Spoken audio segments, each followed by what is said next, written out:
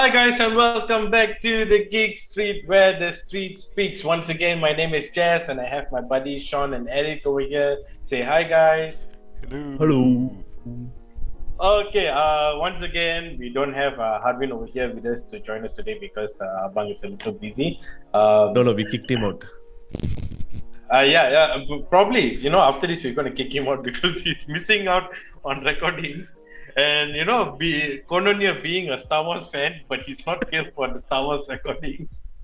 Yeah, we'll kick him out soon. So we have an empty spot. If any of you guys want to join our podcast, hit us up. You can join us. Please email your resume to us. Yeah, but we are not joking. We also have this segment that is called Street Talk.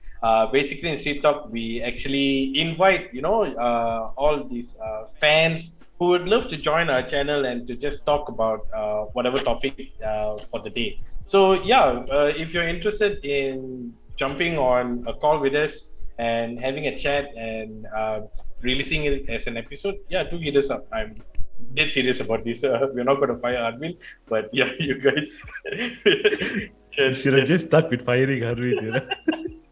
Okay, we'll fire Arvin. Anyway, so we are here to break down on Obi Wan episode 5. I think this is the episode that we've all been waiting for, that reveal. Okay, we are not that we have been waiting for, in the sense that for that, but it was good. What? What? No. It's not the episode that was the one that we were waiting for that, for that epic final battle thing, but it was good. Okay, it's leading up to that. It finally brought something compared to the previous episodes. So Obi Wan episode 5. Before we jump into the breakdown, just want to know, what do you guys think about the episode? Sean, you can go. Eric? I will tell what Eric said wasn't that great.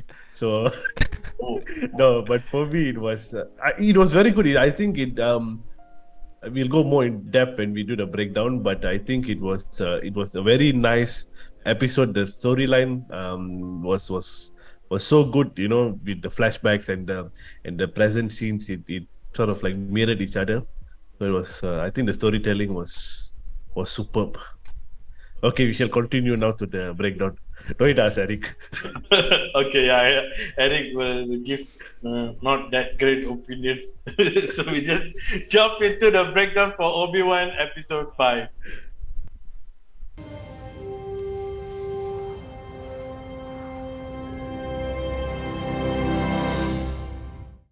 So the episode begins with a flashback scene. Flashback to this was before even the attack of the clones, right? Because you see Anakin still young. He doesn't have the long hair like he had in episode 3. So this was like post episode 2, I would say. What was it? Yes, I think it was Revenge of the Sith, not Attack of the Clones. No, it was even before Attack of the Clones. It was even before episode 2. You know why? Because Anakin didn't lose his hand. He still has his hand, because in Attack of the Clones, that's when Count Dooku slices off Anakin's hand, and that's when he has a robotic arm, right? Yeah. So in this, he's still fine, with a short hand and everything. Of course, you see Obi Wan and Anakin training. Of course, Anakin played by Hayden Christensen. It's been ages since he's actually taken up this role. You can see some de-aging effect used, but then of course you can still see how time has played his part. He still looks old. He doesn't look as young as before, but we're still grateful that he's actually acting out as Anakin.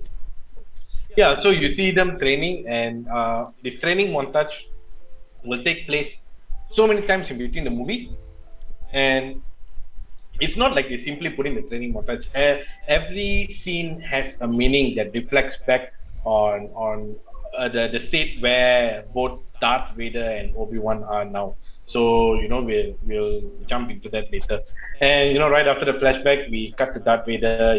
Him still reminiscing about his training with his master. And then of course the third sister Reva, she comes in, and then he appoints her as Grand Inquisitor. You know that scene. I was just thinking. The moment Darth Vader says "Rise, Grand Inquisitor," then one of the general comes and puts the badge on her, right? So I was just thinking, like was he keeping the badge on standby? Did Darth Vader go like, okay, you know what? I'm going to promote her. Keep the badge standby. Rise. Yeah. It was like so like coincidence. Like he had it on hand and Yeah, exactly. But yeah, I mean, you'll actually get to see this side of Darth Vader. I think in this episode he's more vocal and he actually um, works together with a few people. I would say like he's not like a standalone kind of thing. I'll explain that later on in the breakdown as well. Okay, so the escape cruiser that Obi Wan and Leia and Tala used arrived on Jabim. This time you actually see a much more wider view of Jabim, how it looks like, you know, like a slum planet and everything. And once they are there in the base, of course we see Kumar Nanjiani as as Haja. So it wasn't like a one-time episode thing, you know. He's back over there, and we also see that mother and son that Haja sort of conned to help them escape. They were there in the background when Tala talks to them, and yeah, the scene jumps back to Vader on. I totally forgot what this is called. Is it called hyper jump, or was it called space jump? Hyper jump, right? No, I think Space Jump is Guardians of the Galaxy, right? Yeah. Yeah. Sounds a little bit Star Trek also. Yeah, because you know why there's so many science fiction movies. They use so many different terms. There's star jump, you know. There's There's hyper jump. hyperspace also, right? Yeah, hyperspace is basically that space that they use to Yeah. jump. But I don't know what you call hyper jump. They use the hyperdrive to hyper jump in the hyperspace. Yeah. If that makes sense. Well done. Yeah. Anyway, so we continue. Vader says that he wants Obi-Wan for himself, and he's on the way to Jabim. And we see Lola, the droid of Leia, the evil Lola, infiltrates the base and shuts down the hangar doors so that they cannot escape. And of course, we see like this wall where Obi-Wan sees a lot of writings. These were all writings by I would say previous Jedi's who used the path, you know, to help people. And one of the quotes saying that the light will fade, but it's never forgotten. And then we see a bunch of lightsabers.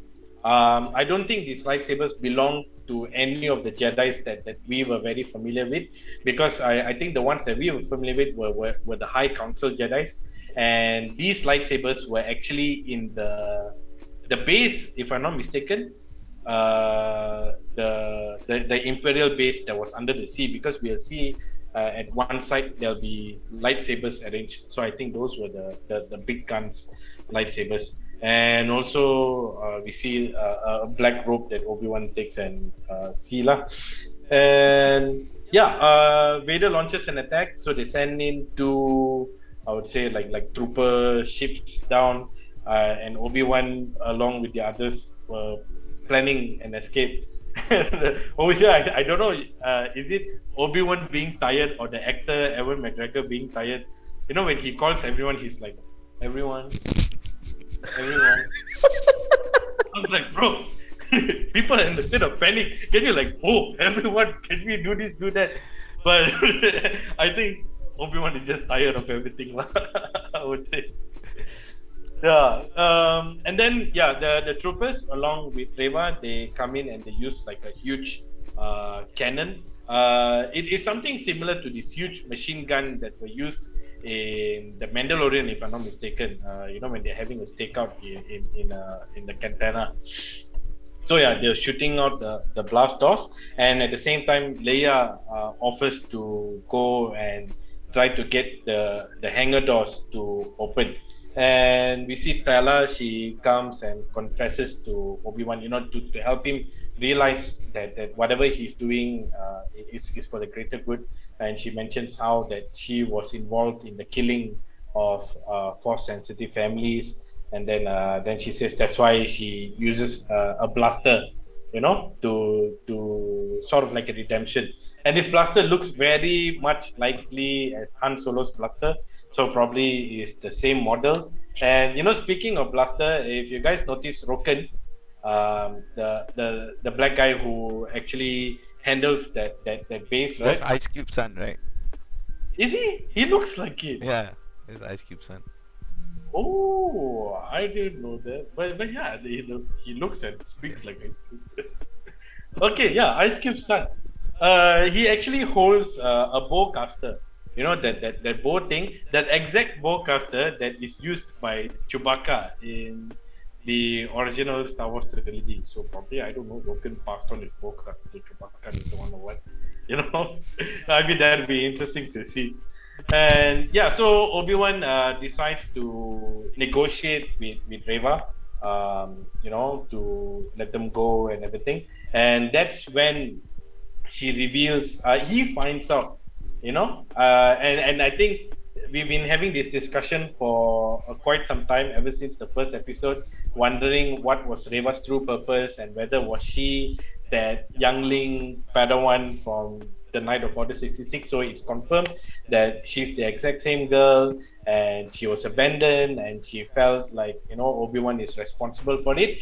Why Obi-Wan is responsible? Because initially my theory was because he was the main head Jedi, and he should be there to protect them. But why she feels he's responsible is because Anakin was his Padawan. So he didn't control Anakin, and Anakin became Darth Vader. So that's why you see the guilt in Obi-Wan, because he feel like he failed as a master. I mean, can you think about it? There are a whole huge lineup of Jedi's who train their students to be good, and then you train your student and they become the biggest villain ever. I mean, if it's me, I would just go and hide somewhere on Tatooine, the same like how Obi-Wan did. Yeah, so and she revealed that she faked the death, and that's how she escaped. And also, it's also confirmed that that small boy we see entombed in the base, in that ember sort of thing, is the same boy that was on the night with Reva as well. So can you imagine? She's all grown up and she has to see her friend who is 10 years younger and frozen and doomed. I can imagine the pain. And you can see Obi-Wan also feels the pain when she said that she had to hide within the bodies and feel them going cold, and he just like that regret hits him, And I think that scene felt really impactful, because Obi-Wan carries all of this weight, all of these failures with him.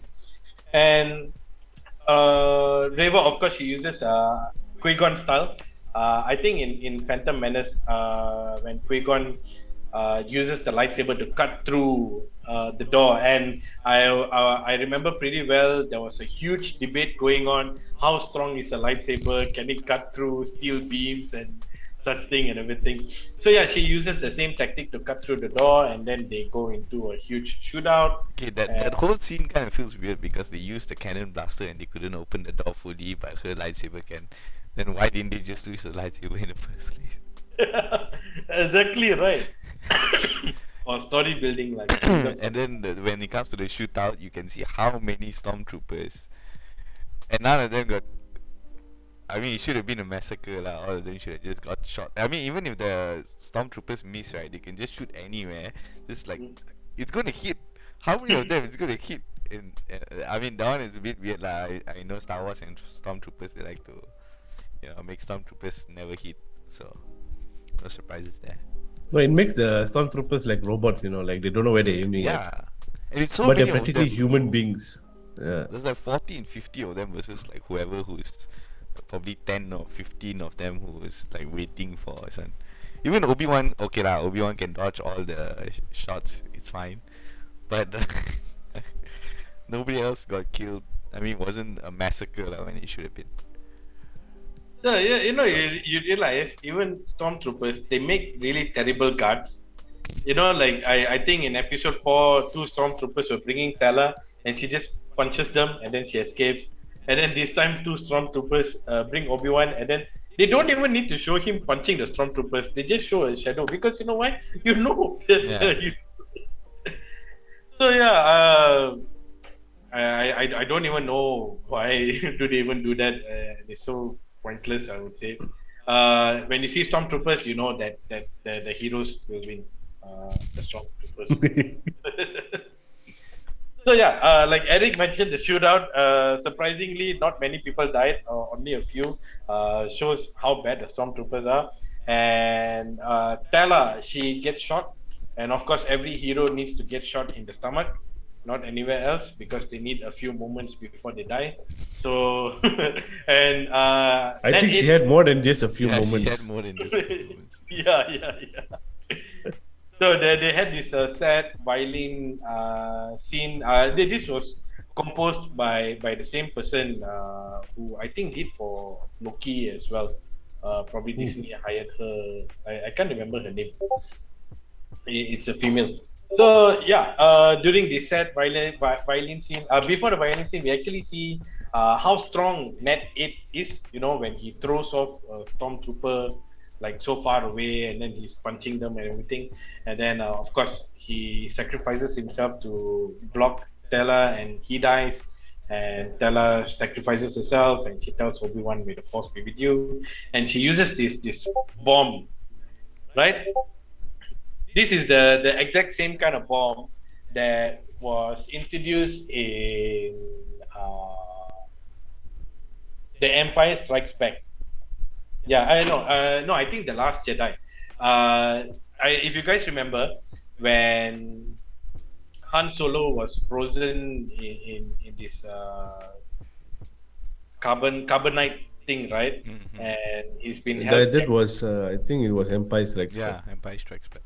Yeah. That's He when they gets go to the snowy planet. Yeah. yeah, hot. Then after that, in Last Jedi, that's when he will The Last get released, Jedi. Oh. right? Yeah. In Empire Strikes Back, he'll be carbonite, he'll be frozen, and then Wait, Return of the Jedi or the Last Jedi? Yeah, Sorry. yeah. The last Jedi is like the Return of the Jedi. Yeah, Return of the Jedi. Leia will come to save him. Yeah, I think Leia or Lando. I'm not sure lah, but they wear a mask and then bring someone as a captive, and then they will show this bomb. C-3PO will be helping Jabba the Hutt to translate. Yeah, C-3PO Jabba the Hutt to translate, and then Leia will show this bomb to threaten them. Yeah, it's just an Easter egg over there. I feel like we've seen this bomb in Boba Fett also. No? In during the war scene with the TTs, what do you call it? I forget Right. what's the name. You know, in Boba Fett, the final the finale or the pre-finale, they had this whole war scene in the desert where Mandalorian helped him. I think they used With that bombs also, right? No, Oh, I can't remember. I just can't remember lah. Yeah, I can't. That's the one where he uses the Rancor to attack him. Yeah. Yeah. I can't remember, but I remember the bomb from the Return of the Jedi. Okay, no mind. Yeah.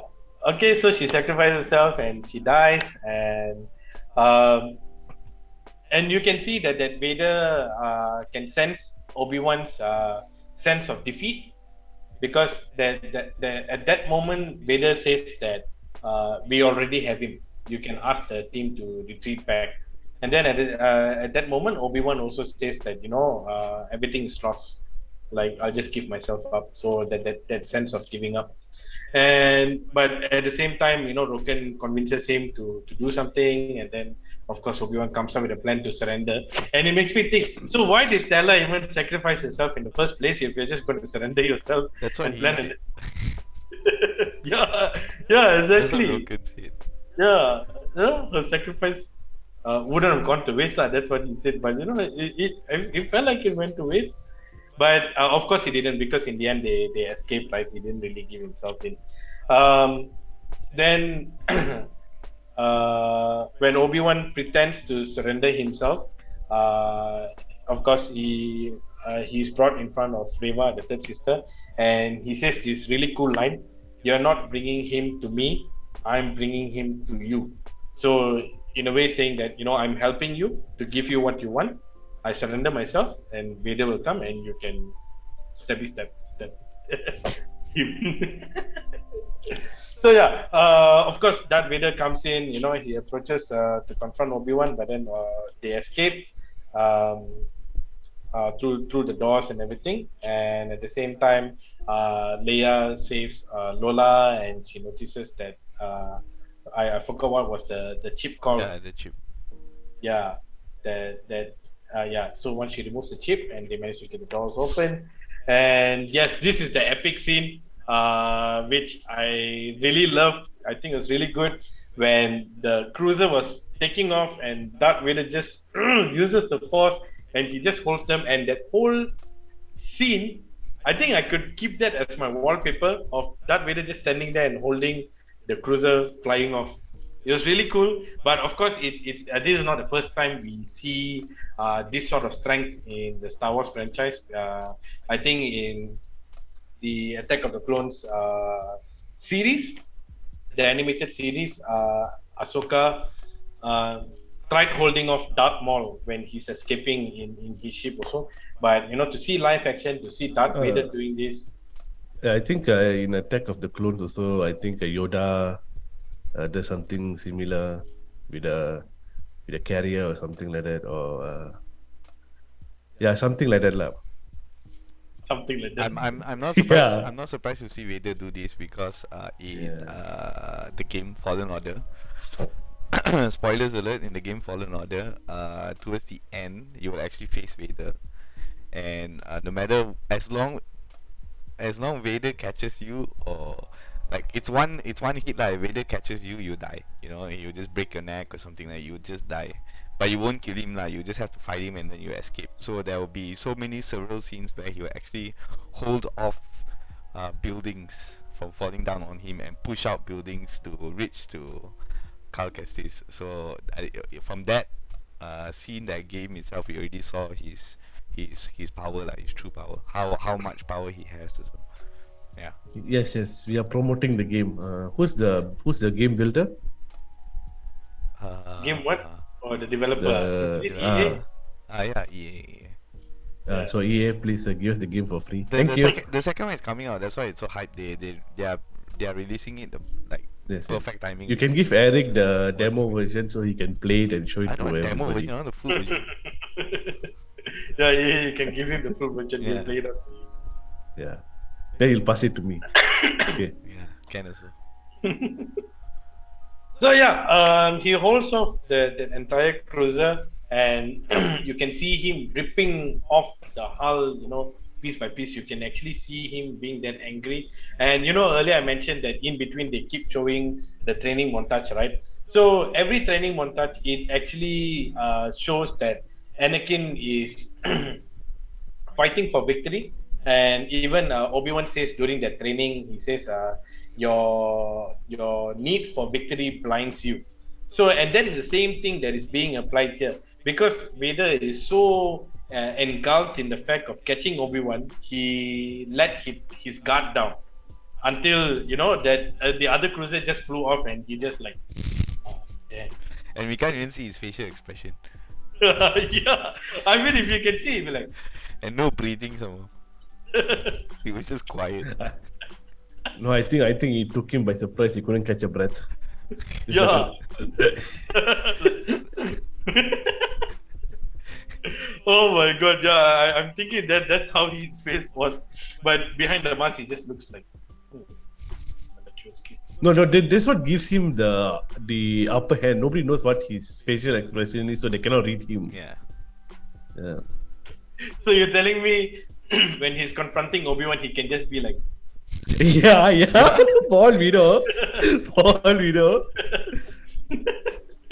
So yeah, I mean yeah, you guys can imagine how Obi-Wan to be doing. Sorry, Darth Vader be doing his face, and yeah, the cruiser escapes, and Darth Vader just stares in that maybe, and this is another cool scene where I think all of us thought that the cruiser escaping was the end of the episode, but no, they had to give us more. And Reva, she comes in to stab Vader at the back, and he just holds her off, and they have this epic fight.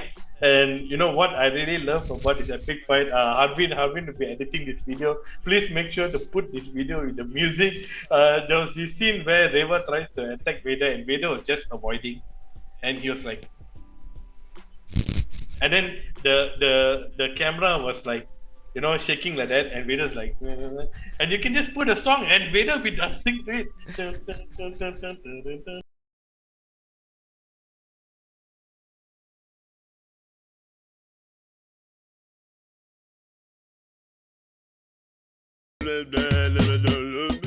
And he fights Reva. I think he actually sees Reva as a strong of an opponent as Obi Wan himself, because at first he was just avoiding Reva's attacks. He was just using the Force. But at one point he had to use Reva's lightsaber to fight her off. Saber to saber. So if Darth Vader has to use a lightsaber to fight with you, then I guess you are a worthy. I think Darth Vader purposely did it lah. I think out of respect to see if she can still earn herself something. Because you can see that he dismantles her dual saber and literally throw her one and say like let's do this properly. Let's do like man lah. Then after that, once he dismantles her again, and she just falls down. Then he knows the. I think it was just a saber training for Vader. No, but when you think back, Reva is actually quite a failure. Throughout the whole season. If you think back, she didn't achieve anything. The only thing she achieved was getting Leia down, so she lost Leia, and apparently she covers up with "I let them go because I want to track them." Okay, smart. Then after that, with the whole chip thing, also fail again. You got Obi Wan at the very beginning, also fail again. Like she's a failure. So and Reva was supposed to be like one of the main characters, even mainer than Vader. That's why we see her more than we see Vader. So, but that's the thing now. We just have to wait for the finale to. Oh my God, it's only one more episode. Yeah, I don't know how they're gonna conclude everything over there. But like you said, Vader treated her with respect. He gave her a chance to duel with him rather than just killing her off straight. But yeah, of course, he still kills her off, and he says, "You think I didn't see it?" It means, Darth Vader or as Anakin remembers everyone that he killed. Same like Bucky from Captain America: Civil War. When Tony Stark asked him, do you remember them? And Bucky's like, I remember everyone. Yeah, so it's that kind of thing. So he kills Reva off, and then I mean, he doesn't kill, he stabs her. I'm guessing the same place where he stabbed her when she was younger. So there's a very high chance that maybe when she was stabbed when she was younger, and then she got this bionic upgrades. So maybe this time when he stabs her, she doesn't have to practically die. I think you see this in the Mandalorian as well. Yeah, I think the Mandalorian when what's the sheriff when he gets shot and everything, then the Mandalorian brings him to get this bionic upgrade. Yeah, and even Finnick, I forgot Finnick what. Finnick Shan. Yeah, Finnick Shan. Even she also has this bionic upgrades in the stomach. I think everyone just replaced their stomachs. So I don't think she'll die. And of course, we see the original Grand Inquisitor. He comes and and tells her that revenge can make you go to many extents, somewhere along that line. Of course, we knew that he was going to be alive.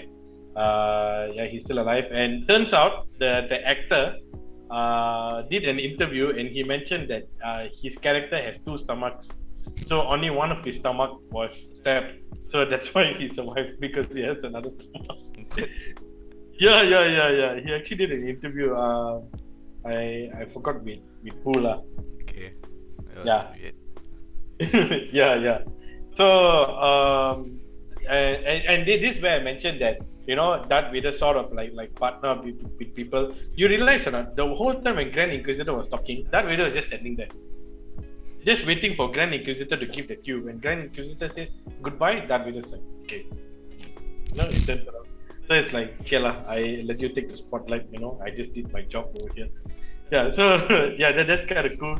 And the final scene shows Obi-Wan and everyone escaping, but Obi-Wan has this very sunken feeling, and I think they actually basked into the moment because they really took some time to show Obi-Wan like, scared. And why scared? Because he sensed that Reva found his holodisk. This is the holodisk he gave Haja to bring Leia safely back home, but Haja dropped it when they were escaping. So Reva got hold of this, and it's a message from Bail Organa saying that he will be going after. He will go to check on Luke in Tatooine. And what he mentions is he says Owen and the boy. So Reva knows Owen because in the earlier episode she actually confronts Owen, asking about if he knows anyone that's force sensitive, right? So yeah, so she's probably going to use Luke as bait for Darth Vader because as we all know that Darth Vader loves his son so very very much that despite being an evil Sith Lord, Luke gets electrocuted for 10 seconds and Darth Vader just becomes a good person and he sacrifices himself. So yeah. No, but what sucks about this is that we all know that nothing will happen to Luke, right? We all know that he won't get harmed, he won't get hurt, he won't die. We all know that Owen, okay lah, maybe Owen will be involved in some kind of war silently, but we know nothing will happen with Luke lah. So there's no like how to say, there's no consequences or sad ending when it comes to that. Yeah. Because we know Obi-Wan will be alive, we know Vader will be alive. The only one that can die is Reva, the Grand Inquisitor, all these additional characters. No, the thing is, we don't know, nobody that we like dies, so it's okay. So we have to come to question it, like what is Reva's? I mean, now of course, Jess, you're gonna ask us about what's our plans or theories or thought about the next one, like the finale. Is there news whether there's season 2 for Obi-Wan? No, it's just a limited series, so there might be a spin-off on something from here. I know there's maybe. Ahsoka. I know there's Andor coming out, and then there's one more. Acolytes. Anakin. Yeah, Acolytes. Anakin. So, Anakin. so I don't know whether they'll touch this or not, but I have a feeling that Reva will not go after Vader anymore. Cause she already knows she failed. She just surrendered and let Vader take her. So I think this may be some kind of low-key turning point for her, and then she goes after Bail Organa. I mean, Bail Organa will come and save her lah. Then they'll have a chit chat and blah blah blah. Then she'll change lah. And then we will ask, where was she in New Hope? Yeah, but I can. I don't know. I have a feeling that she's gonna die. No, I can foresee her dying again, but as a Jedi. Yeah. She turned to the light side and then she sacrifices herself. Yeah, I can foresee. I don't think she ever turned to the dark side, but she's filled with rage and revenge. Rage, yeah, but And not like entirely on the dark side. And anger. She wanted to torture Leia also, but she didn't want to kill Leia. Yeah. I mean, you think about it, she was just trying to scare Leia. She never really did anything. Even when she wanted to go into the hangar, right? Obi-Wan says that there are families there. Do you want to do the same thing that he did to you? Yeah. And she hesitates. And She's like Kylo Ren lah. I think I said this in like first or second episode. So remember that she also has this war in the head like Kylo. If anyone else has any other theories, I think the other one would be she actually goes and bait Vader into Luke lah. That's bait Luke into Vader lah. That's the other one lah. Other than that, For all we know, there's nothing going to happen to anybody, and it'll be a whole different story. But when I just feel like that surprise me lah. the what? The No, I just want them to like surprise me with something like, oh, never thought about this. Suddenly Mace Windu come back. Suddenly see Qui-Gon Jinn come back. We may see Yeah, Force yeah, Ghost. We can Yeah. see his Force Yeah. Ghost. I mean, we were supposed to see him. Like suddenly there's no mention of him in the teaser. We may see lah if Obi-Wan has to face Vader. Maybe at some point he's like, you know what, I have to face Vader. Then he was like, Qui-Gon, Qui-Gon. Then Liam Neeson will come, I will find you. And I will call you. You know, And I will train you. And I will train you. And then Obi-Wan fights Vader and he's losing, then Reva comes in like, "Hey," and helps him. Then she dies. or maybe maybe Reva might sacrifice herself to save Obi-Wan Yeah. lah. Knowing Yeah. that Obi-Wan Anything. still has a chance against Vader and she doesn't. Yeah. Yeah. But Obi-Wan never had a chance against Vader. Not now lah, but No, I mean even New Hope, what was that? no, it's Yeah, well only when played. Vader sacrifices himself, that's Yeah. when, if not, no one can defeat him. Yeah. Yeah. I am your father. No. That was really dramatic, the thing. I mean, people, I think in this era, I've been like, I cannot curse, like, oh, fuck. No, but they Damn can't even do a remake, you know. If they do a remake, everybody be pissed. What, of that scene? Of the old Star Wars movie lah. Oh, yeah. I mean, imagine if they do a remake, how cool it would be, like with the CGI and everything. But they cannot. Yeah, They just yeah. No, they cannot. It will be a crime for them Yeah. to do that. Yeah. I mean, me and my wife, we were just having this conversation because she was watching the new Father of the Bride earlier. The new one that just got released, and then we were talking about how it's still not as great as the original Father of the Bride. And we mentioned, because when you have this liking of of a movie, you cannot replace it with a reboot. The reboot will never be better than this. So yeah, just leave it. Even no matter how bad the CGI is, we are still enjoying. Maybe the movies. 40, 50 years down, they can do lah. Yeah, probably when this generation dies off. Yeah. Yeah. So yeah, basically that's it for Obi-Wan episode 5. We still have one more episode to go, which is Obi-Wan episode 6. Don't say one more, say last one. Oh yeah, last one. So yeah, once again, that's it for episode 5. So we're excited for episode 6. Make sure you catch Obi-Wan episode 6 this Wednesday, and quickly jump into our. I mean, of course, we won't be releasing the breakdown right away, but we'll release it a few days after the episode. So make sure to catch us on YouTube, and to enjoy our breakdown, and also to leave your comments below on the theories that you in this entire Obi-Wan series.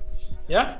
So make sure to like and subscribe our YouTube channel, The Geek Street, and also follow us on Instagram and Facebook, thegeekstreet.my. We also have a Discord group. The link is in the description below, and also in our bio. So this is in our community. This is where we talk everything Marvel, and this is where we get our guests for the Street Talk episodes.